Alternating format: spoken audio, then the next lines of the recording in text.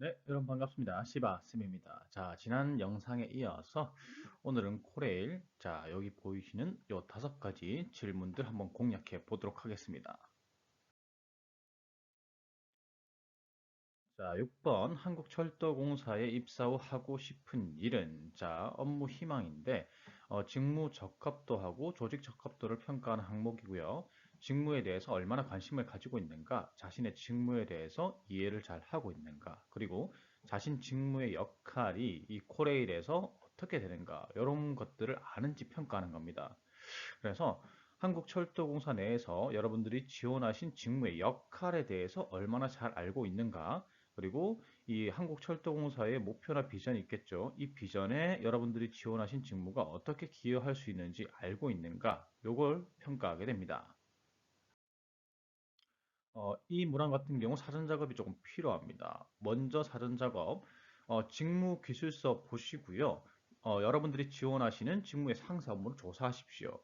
그리고 그 업무들 중에서 여러분들이 잘할 수 있는 게 있을 거예요. 여러분들 생각에 잘할 수 있는 게 아니라 정량적 근거, 여러분들이 가지고 있는 역량 중에서 자격증, 교육상 이런 정량적 근거와 인턴, 실습, 경험과 같은 정성적 근거가 다 있는 게 핵심 역량인데 이 핵심 역량으로 잘할 수 있는 업무를 하나 선택을 하시고요. 그리고 그 업무를 잘 했을 때 어떤 목표와 전략과 비전에 기여할 수 있는지까지 파악하십시오. 자, 그렇게 하면 답변은 쉬워요. 그냥 저는 어떤 일을 하고 싶은데 그 분야에 관심이 있기 때문입니다. 그 업무를 잘할 수 있는 핵심 역량은 이렇게 있고요. 이 업무를 잘 하면은 한국철도공사의 이런 목표나 전략과 비전과 비전에 기여할 수 있습니다. 자신이 있습니다. 이런 식으로 답변하시면 되는 거예요. 자, 예시 한번 들어보겠습니다. 제가 기계직으로 하고 싶은 일은 일반 차량 정비 업무입니다. 특히 노후화된 객차에 대한 유지 보수 업무에 관심이 많습니다. 그 이유는 두 가지가 있습니다. 첫 번째 이유는 노하우의 전수입니다. 한국철도공사의 경우 정년 퇴직하는 분들이 많으신 걸로 알고 있습니다. 노후화된 열차의 유지 보수 노하우의 경우 장년층 선배님들이 역량이 뛰어날 것으로 예상하고 그분들이 퇴직하시기 전 제가 그 노하우를 이어받고 싶기 때문입니다. 두 번째 이유는 제가 가진 역량을 바탕으로 한국철도공사의 목표에 기여하고 싶기 때문입니다. 현재 한국철도공사는 노후 차량에 관한 문제로 어려움을 겪고 있고 이를 해결해야 안전 최우선 철도 서비스 혁신이라는 전략 목표를 달성할 수 있습니다. 기계 전공자로서 기계기사 자격증 보유자로서 철저한 유지 보수로 노후 전동차 문제를 해결하고 싶고 잘할 자신이 있습니다. 감사합니다. 여러분들이 이 항목 이제 작성을 하실 때, 답변하실 때 어려움을 겪을 것으로 예상되는 게 하고 싶은 이유를 이제 답변하시는데 어려움을 겪을 것으로 예상이 됩니다. 하고 싶은 이유, 어떤 일을 하고 싶은데 관심이 있다 정도로 시작하시면 되고요. 그 증거로 이런 자격증 공부했고요. 이런 교육 들었습니다. 이렇게 근거를 제시를 해도 되고 이게 없으면 이러이러한 대외 활동을 관심이 있어서 했습니다로 제시하셔도 됩니다. 그것도 없다라면 최근 이슈를 살펴보니까 이런 데 관심이 생겼습니다. 이 정도로 답변하시면 됩니다. 자, 7번 질문입니다. 나이 많은 동료와 친해지는 방법이 있습니까? 자, 이건 요즘 뭐 기업, 대기업, 공기업 할 것 없이 나오는 질문이죠. 세대 간의 갈등이 워낙 심하기 때문입니다. 자, 그래서 이건 의사소통 능력하고 그 다음에 직무 관련 태도하고 이런 것들을 이제 평가하는 건데 전체적으로 의사소통 그리고 대인관계 능력 정도 평가한다고 보시면 됩니다. 그래서 우리가 나이가 좀 차이가 세대가 차이가 나면 대화가 잘 안 통하잖아요. 그래서 이 대화 상대에 따른 의사 표현 방법을 쓰는가, 그리고 상대의 말에 대해서 경청할 수 있는가, 그리고 협조적인 아무래도 이제 나이 차이가 나게 되면은 거리감이 있잖아요. 근데 그 거리감에도 불구하고 협조적인 태도를 유지할 수 있는가, 요 정도를 평가하는 겁니다. 다시 한번 말씀드리지만 이 질문은요, 공기업 내 세대 갈등 때문에 나오는 면접 질문이에요. 그래서 여러분들이 중장년층하고 같이 일하거나 생활해 본 경험이 있다면은 그 경험을 바탕으로 답변하는 게 좋습니다. 가족은 제외요. 가족과 잘 지내는 건 당연한 거죠. 그런 중장년층과 같이 일하거나 생활해 봤을 때, 잘 이제 그 중장년층들하고 소통했기 때문에 입사에서도 자신 있다. 이런 맥락의 답변이 제일 좋고요. 그리고 중장년층과 친해지는 노하우가 이런 것들이 있죠. 뭐 공통의 관심사, 미스트롯 같은 거, 그런 것들을 갖다가 꺼낸다.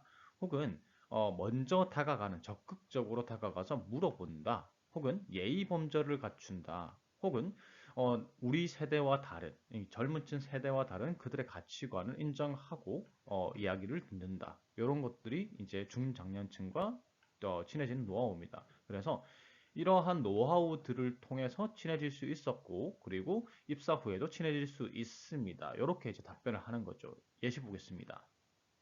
미스터 트롯을 시청합니다.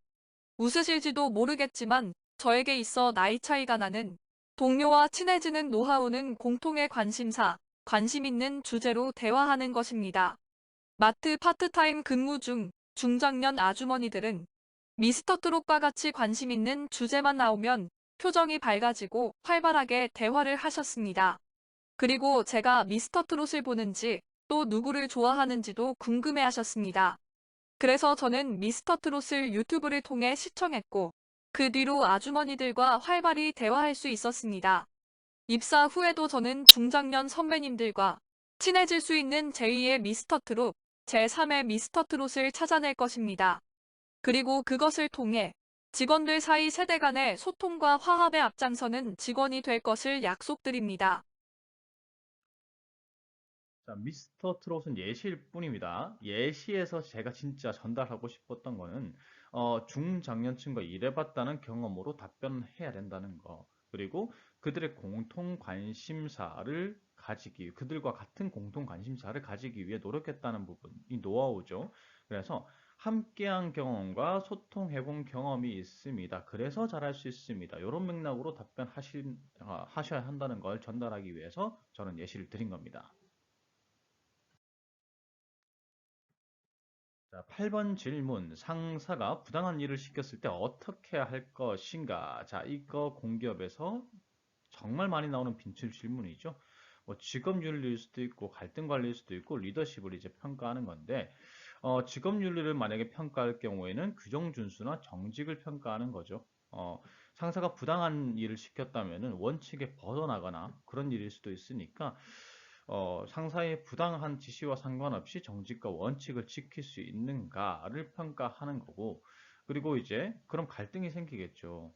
상사가 부당한 일을 시켰을 때 내가 안 한다. 그러면 갈등이 생기잖아요.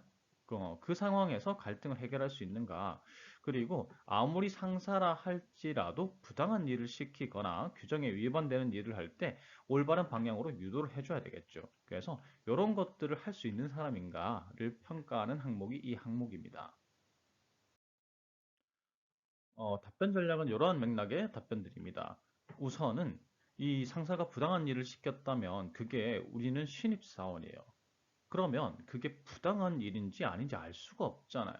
그래서 첫 번째 답변은 무조건 이겁니다. 우선 그게 부당한 지시인지 확인해 본다. 확인하는 방법으로 매뉴얼이나 규정을 확인할 수도 있고 다른 상사분에게 확인할 수도 있겠죠.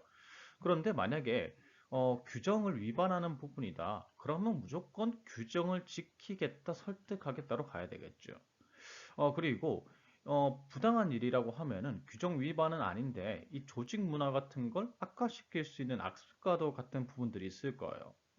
그래서 그런 부분이라면 내가 대화해서 한번 바꿔보겠다. 은근슬쩍 물어보겠다.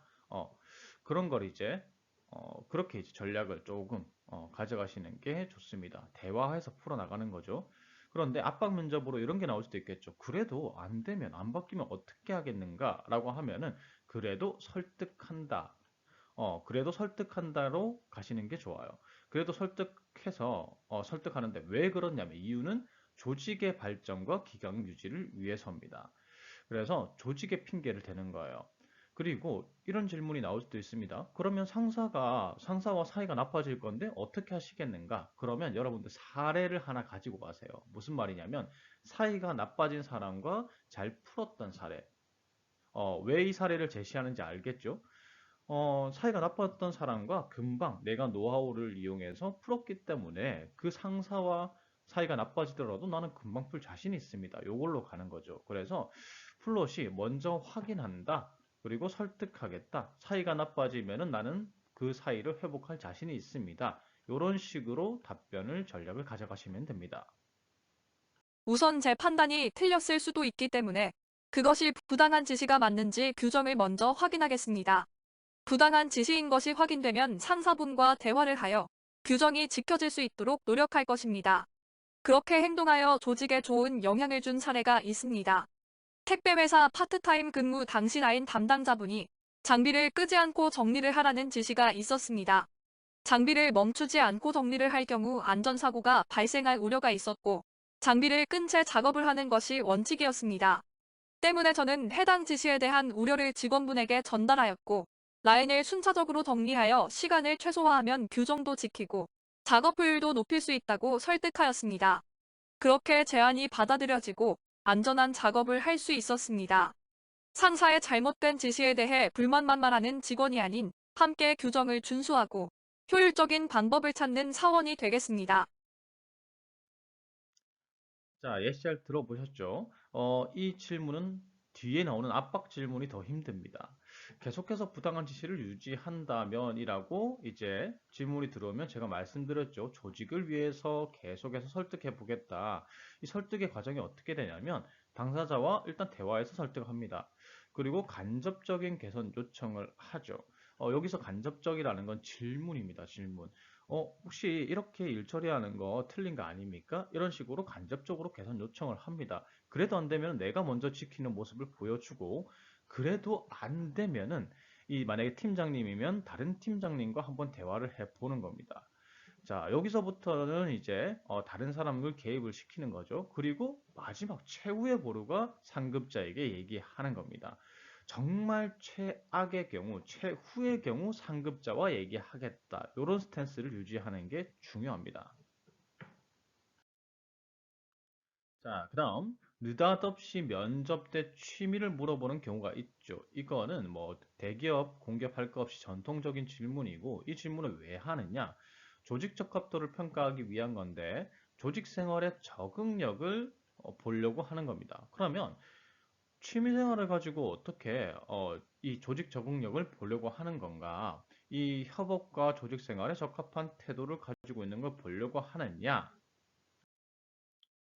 바로 이겁니다.